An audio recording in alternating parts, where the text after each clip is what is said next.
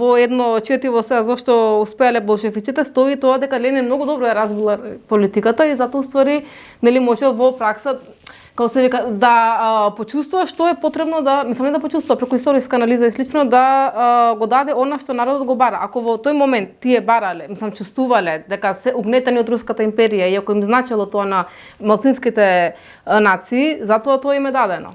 Но тоа како понатака се одива, тоа е друга меч со две острици од една страна. Од друга страна, значи не можеш ти како што вика да држиш некого некаде каде што не сака. Ако пример дел од некој народ не сака да биде, не ја прифаќа таа власт, не знам, чувствува и постои угнетување и све, па не можеш, еве денес е со курдите тоа. Во денешницава нели е најактуелно дека курдското движење освен социјално е и за национално ослободување од сите земји каде што нели постои и претходно беше формирање на курдска држава, сега е веќе конфедерализам, друго промена на вакво на концептот има. И сега во денешницава како ние гледаме на ова пример и догмата не е добро пример догматски да гледаме, и затоа условите се многу битни. Дали секој од секаде може да се отцепи, кој од кого треба да се отцепи? Пример, дали дел од една капиталистичка држава сака да се отцепи и да стане капиталистичка држава, дали е тоа прифатливо?